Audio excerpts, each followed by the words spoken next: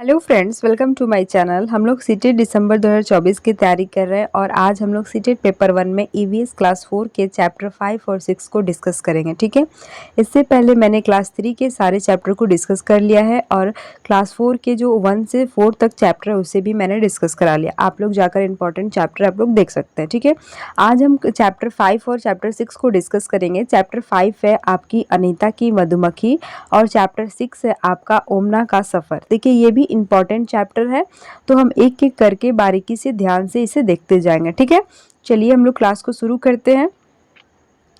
देखिए, चैप्टर 5 का नाम क्या है? अनीता की मधुमक्खियाँ। अब हम जानेंगे इस चैप्टर से भी आपके क्वेश्चन आते हैं। देखिए, मैंने इंपॉर्टेंट टॉपिक ही लिया है जो आपके एग्ज़ाम में पूछे गए हैं, आप आ सकते हैं। देखिए, बिहार के मुजफ्फरपुर ज़िले में बोचहा गांव स्थित है। बोचहा गांव कहाँ स्थित है? तो बिहार के मुजफ्फरपुर ज़िले में। ऐसे मुजफ्फरपुर ज़िला किस लिए प्रसिद्ध है? बिहार में लीची के लिए। ठीक है, ये याद रखिएगा कि बिहार में मुजफ्फरपुर ज़िला जो है वो लीची के लिए प्रसिद्ध है। ठीक है, देखिए, वाद विवाद में बच्चों को किसी बात के विभिन्न पहलुओं के बारे में सोचने और समझने का मौका मिलता है। ये एक आपका पेडागोजी के क्वेश्चन टाइप का हो जाएगा कि जो वाद विवाद है ये एक बहुत ही पॉजिटिव वर्ड है जो बच्चों में कराना चाहिए। इससे क्या होता है कि बच्चे जो होता है किसी भी बात के विभिन्न पहलुओं के बारे में सोचने और उन्हें समझने का मौका मिलता है। ठीक है, अब हम नेक्स्ट चलते हैं कि नेक्स्ट क्या कह रहा है। देखिए, मैंने यहाँ पर नोट लगा रखा है, यानी कि आपका बहुत इंपॉर्टेंट है। देखिए, लीची का फूल मधुमक्खियों को बहुत लुभाते हैं।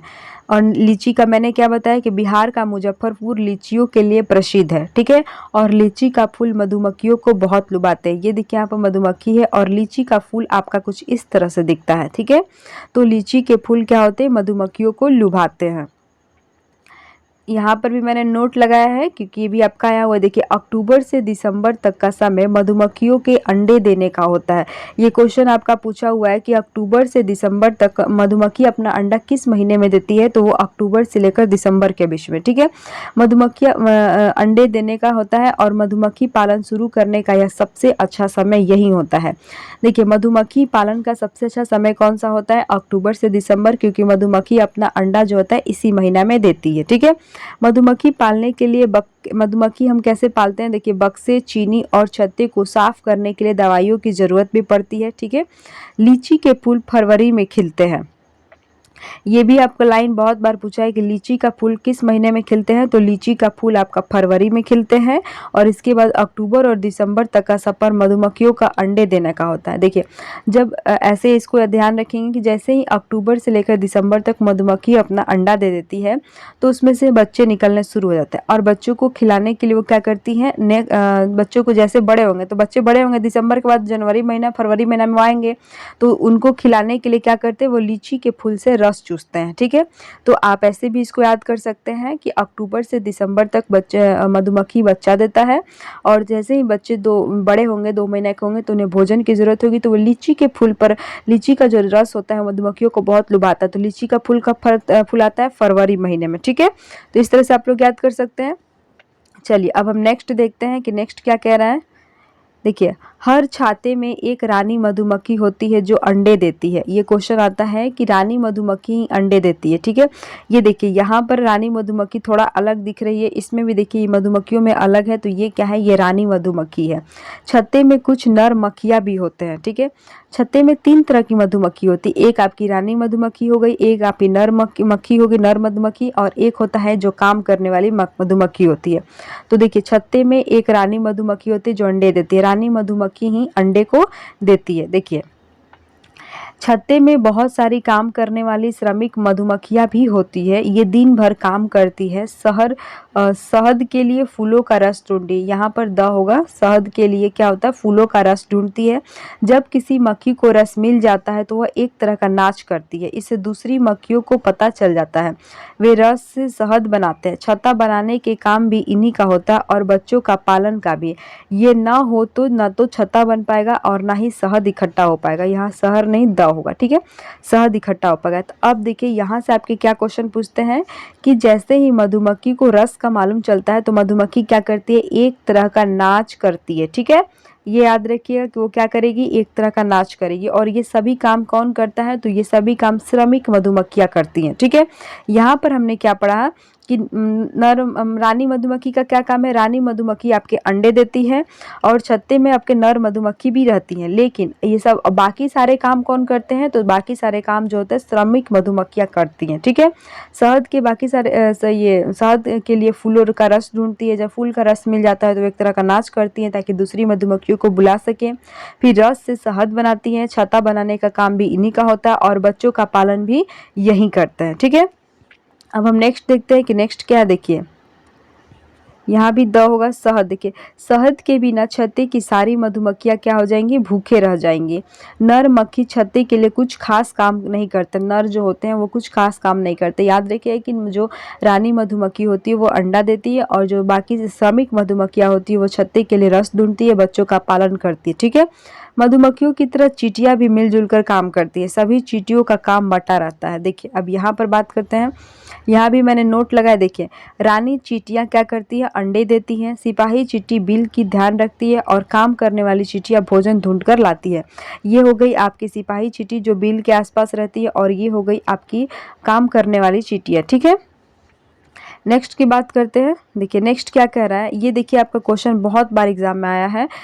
जैसे कि एनसीईआरटी में आपका दिया हुआ है कि दीमक और ततैया, दीमक और ततैया के बारे में दिया है कि दीमक और ततैया भी इसी तरह समूह में रहते हैं, पर ऑप्शन में आपका कभी वहाँ पर चींटी लगा रहता है। चींटी और मधुमक्खी भी है, तो मैंने दो को अलग से ऐड किया है।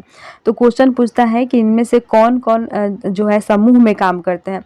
तो आपके ऑप्शन में चारों में से 3 दिया रहता है, दीमक, चींटी, मधुमक्खी और ततैया। देखिए ये आपका दीमक है जो कहीं भी लग जाता है, मिट्टी के टाइप का घर बनाता है दीवालों पर, लकड़ी में। ये आपका ततैया है। ठीक है, ये पीला पीला जो होता है उसको हम क्या बोलते हैं, ततैया बोलते हैं। यहाँ पर चींटी भी देखिए, ये सभी क्या होता है, ग्रुप में काम करते हैं। यहाँ पर देखते हैं कि जो चींटियाँ होती हैं, देखिए ये भी ग्रुप में सब काम कर रहे हैं और मधुमक्खी भी। तो याद रखिएगा कि दीमक, चींटी, मधुमक्खी और ततैया ये सभी ग्रुप में काम करते हैं। ये आपका VBI है। ठीक है, इससे बहुत बार क्वेश्चन आपके आ चुके हैं। अब हम नेक्स्ट की बात करते हैं। तो देखिए नेक्स्ट चैप्टर शुरू हो गया, तो पहले हम इस चैप्टर में देख लेते हैं कि आपके कौन कौन से क्वेश्चन प्रीवियस ईयर में पूछे जा चुके हैं। देखिए यहाँ से चैप्टर शुरू हुआ है। यहाँ पर बात कर रहा है कि बिहार के मुजफ्फरपुर जिला, देखिए बिहार के मुजफ्फरपुर जिले में बोचहा गांव स्थित है। पहले याद रखिए कि मुजफ्फरपुर जिला ही लीची के लिए प्रसिद्ध है। ठीक है, इसके बाद आपका नेक्स्ट क्या कह रहा है, लीची के फूल मधुमक्खियों को बहुत लुभाते हैं। ये लाइन भी बहुत इंपॉर्टेंट है कि किसका फूल मधुमक्खियों को लुभाते हैं, तो लीची के फूल। इसके बाद देखिए ये सबसे इंपॉर्टेंट है कि अक्टूबर से दिसंबर तक का समय मधुमक्खियों के अंडे देने का होता है। मैंने कैसे याद करवाया था आपको कि जब मधुमक्खी अक्टूबर से लेकर दिसंबर में अंडे देती है, ठीक है, वो क्या करेंगी, अंडे देती हैं। तो इसके बाद जब बच्चे उनके बड़े हो जाते हैं तो क्या करते हैं, वो लीची के फूल आपके फरवरी में खिलते हैं। यानी कि दिसंबर तक बच्चे उन्होंने अंडे दिया, जनवरी फरवरी उनके बच्चे थोड़े थोड़े बड़े होने लगते हैं। बच्चों को भूख भी लगेगी तो क्या करते हैं, लीची के फूल लाते हैं। लीची के फूल कब फूलते हैं, तो फरवरी में, ठीक 2 महीना बाद। इस तरह से आप लोग याद रख सकते हैं कि अक्टूबर से दिसंबर तक मधुमक्खी अंडे देती है और ये मधुमक्खी पालन का सबसे अच्छा समय होता है। और लीची का फूल कब होता है, तो फरवरी में खिलते हैं। ठीक है, देखिए एक और आपको ट्रिक बताते हैं कि आपको कैसे होता है कि मधुमक्खी पालन का सबसे अच्छा तरीका कौन सा होता है, सबसे अच्छा महीना कौन सा है, तो अक्टूबर से दिसंबर। अक्टूबर से दिसंबर में आपके ठंड का मौसम रहता है और जो बच्चे क्रिकेट खेलने के लिए बाहर निकलते हैं तो वो ठंड में नहीं निकलते हैं, वो क्या, गर्मी में। तो अक्टूबर से दिसंबर में मधुमक्खी छाता लगाती है कि ताकि उसके छत्ते पर क्रिकेट का बॉल ना जाए, मतलब सेफली रहे, कोई घर से बाहर निकलता नहीं है ठंडा में।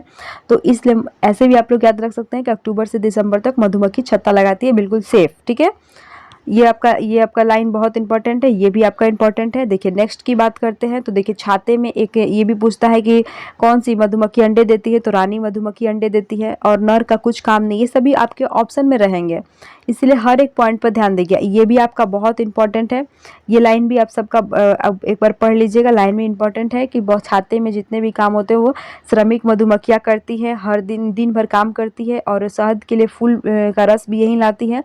और देखिए रस मिल जाता है तो ये एक तरह का नाच करती है, ये भी आपके ऑप्शन में आया था।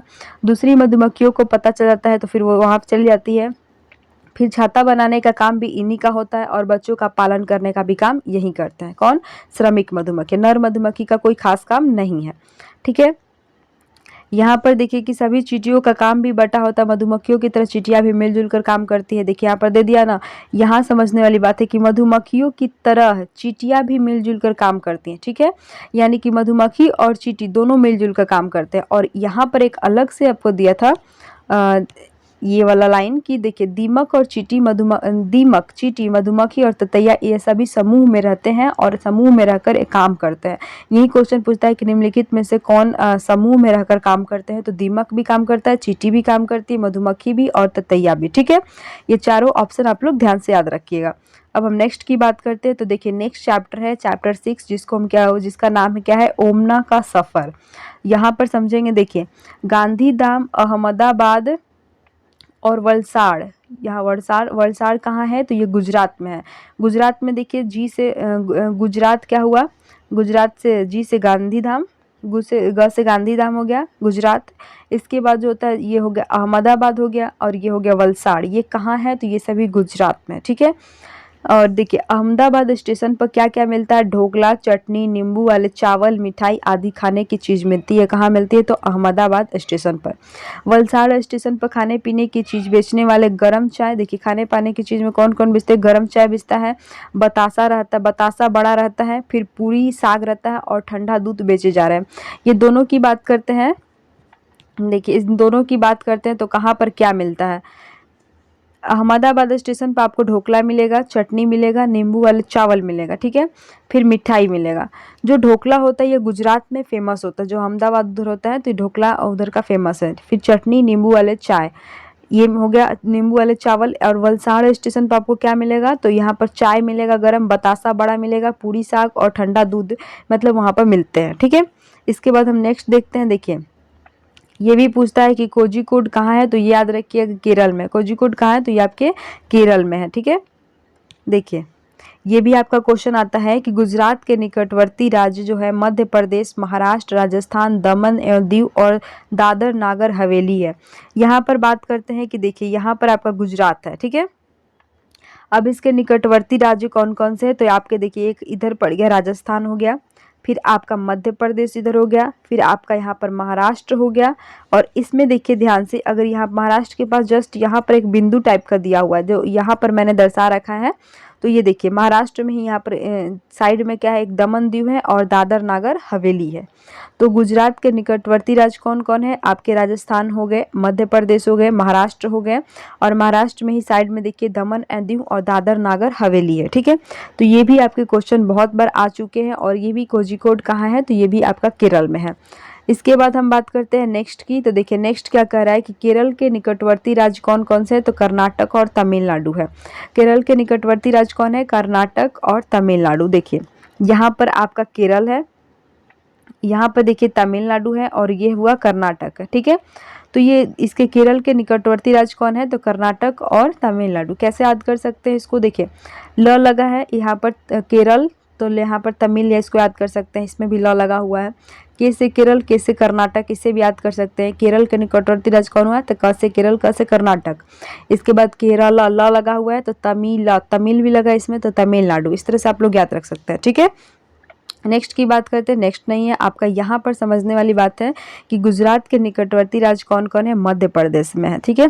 देखिए हम लोग इसे कैसे याद रख सकते हैं, गुजरात है, आपने कहाँ रात गुजारी, बिल्कुल पर मध्य में, प्रदेश के कहाँ, बिल्कुल मध्य में हमने राज्य जो रात जो होता है गुजारी, ठीक है। और ये एक मध्य प्रदेश है। और ये रात कैसा है, महाराष्ट्र। देखिए यहाँ पर बड़े बड़े लोग आते हैं महाराष्ट्र से रात गुजारने के लिए, इसको ऐसे याद रख सकते हैं, ठीक है। परंतु यहाँ पर यहाँ का जो स्थान है, लोग यहाँ पर राज करते हैं, ठीक है। इसको आप कैसे याद रख सकते हैं कि मैंने मध्य में, पूरे प्रदेशों के मध्य में रात गुजारी, मतलब गुजरात। इसके बाद कहें कि यहाँ पर जो होते हैं बड़े बड़े राष्ट्र से लोग आते हैं और यह स्थान आपका बहुत अच्छा है, मतलब आप यह स्थान बहुत अच्छा है। आप कैसे याद रख सकते हैं, गुजरात के निकटवर्ती राज्य कौन है, गुजरात, यानी कि मैंने पूरे प्रदेश के मध्य में रात गुजारी यहाँ पर बड़े बड़े राष्ट्र के लोग आते हैं, महाराष्ट्र। और यह स्थान बहुत अच्छा है, राजस्थान। ठीक है, यहाँ पर किसी का दमन नहीं किया जाता है, यहाँ पर एक दीप जलता है, इस तरह से याद रख सकते हैं। और ये दादर नागर हवेली, और यहाँ पर एक बहुत बड़ी हवेली है। इस तरह से आप इसको आसानी से याद कर सकते हैं। आप किसी भी चीज़ को याद करने के लिए एक ट्रिक का यूज करिएगा तो आपको आसानी से कुछ चीज़ें आपको याद हो जाएंगी।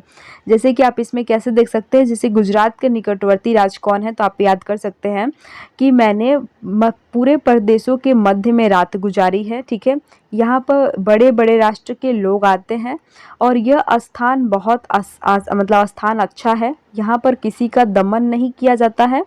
और ये क्या है, ये जो होता है यहाँ पर एक बहुत बड़ी नगर में हवेली है। ठीक है, तो आप ऐसे याद रख सकते हैं कि गुजरात के निकटवर्ती राज्य कौन कौन से हैं। ठीक है, यहाँ तक समझ में आ गया।